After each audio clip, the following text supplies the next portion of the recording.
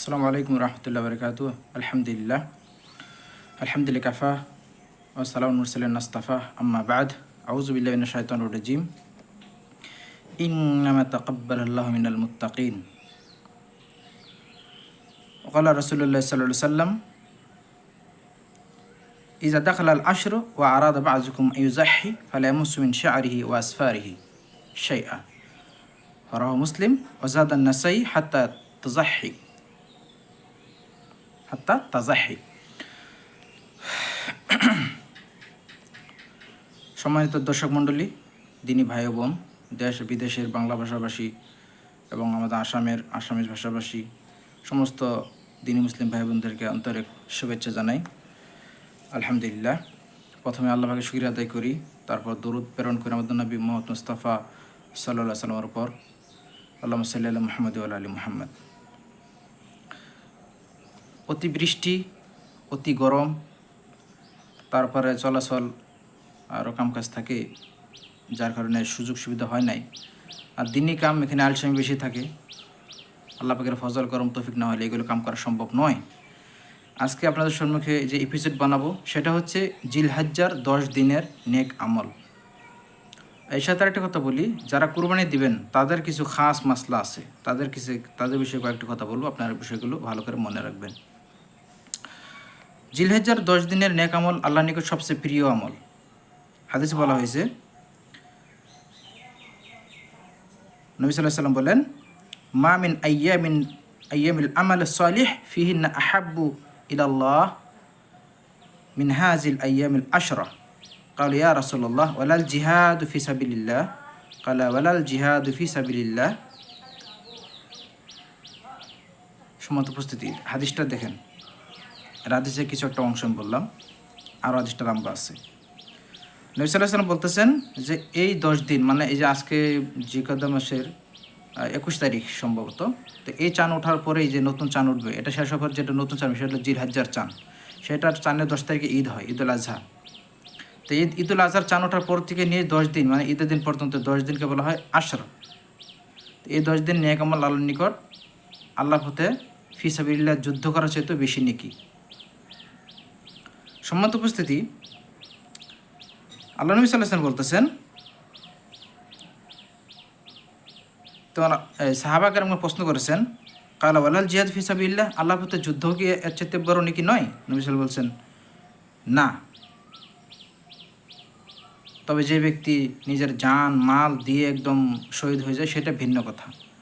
কেউ যুদ্ধ করে জিতে এসে গাজী হয়, তার চেয়ে তো বেশি নেক আমল হলো 10 দিনের নেক আমল। তাহলে আমাদের এই হাদিসটার দিকে নোট করতে হবে, গুরুত্ব দিতে হবে, নেক আমল করতে হবে, মানুষের সাথে ব্যবহার লেনদেন আখলাক চরিত্র ভালো করতে হবে, সমস্ত মানুষের মানবতা আদায় রাখতে হবে, মানুষের সাথে সদ্ব্যবহার করতে হবে, না হলে আপনারা আমার নেক আমল আল্লাহ পাক পছন্দ করবেন না।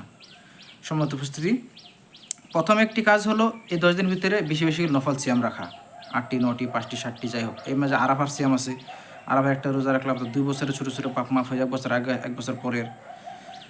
বেশি বেশি তকবির পাঠ, আল্লাহু আকবার আল্লাহু আকবার, লা ইলাহা ইল্লাল্লাহ আল্লাহু আকবার ওয়ালিল্লাহিল হামদ। 3 নম্বর হজ এবং উমরাহ।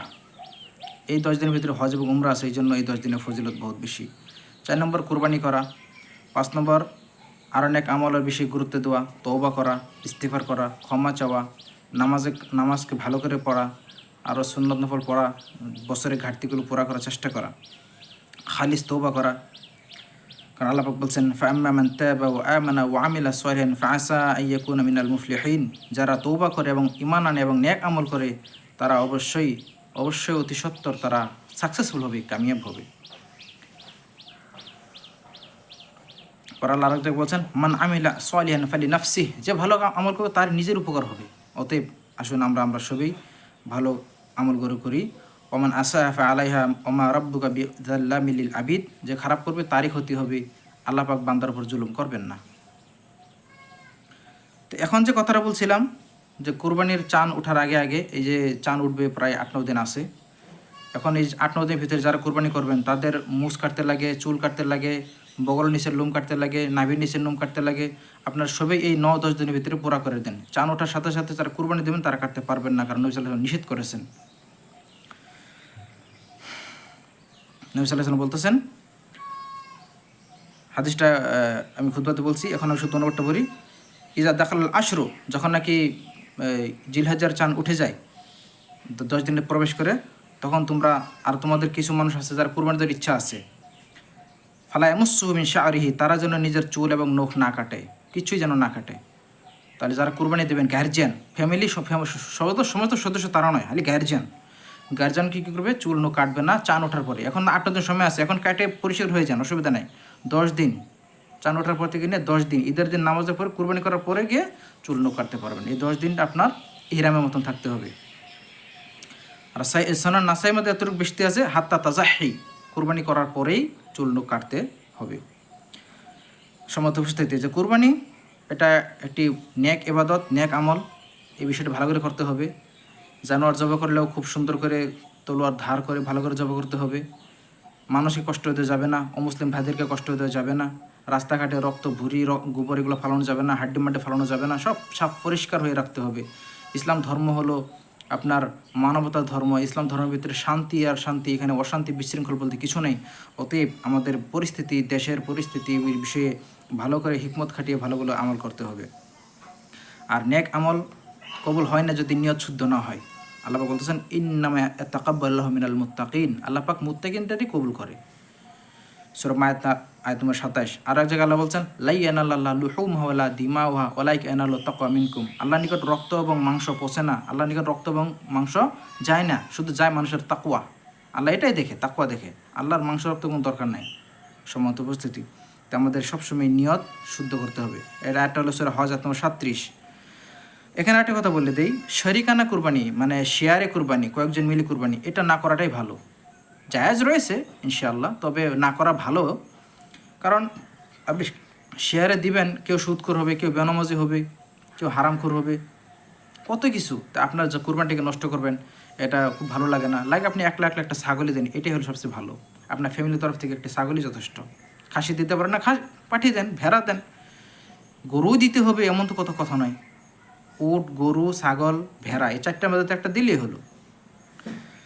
তাই এটা এখানে মনে করে দিলাম, শারিকানা কুরবানি না দিয়ে একলা একটা ছাগল কুরবানি দিন, এটাই বেশি ভালো। এখানে আরেকটি মশলা বলি, আকিকা আমি কুরবানি একসাথে করতে যাই না। আকিকা একটা বেলেগ বস্তু, কুরবানিটা বেলেগ বস্তু। আকিকা জীবনে একবার, কুরবানি প্রত্যেক বছরই আসে, এটা সুন্নাত মুআক্কাদা, সবসময় করতে হবে এমনও নয়, কোনো সময় ছুটে গেলে অসুবিধা নাই। তো এই কথাগুলো বললাম আপনাদেরকে। তো এই কথা আবার মনে করে দেই, চুল এবং নখ না কাটা, দাড়ি তো সবসময় রাখতে হবে। মানুষ আছে ঈদের দিন আবার দাড়ি চাষে নামাজ পড়ার সময়, এটা ডাবল অপরাধ।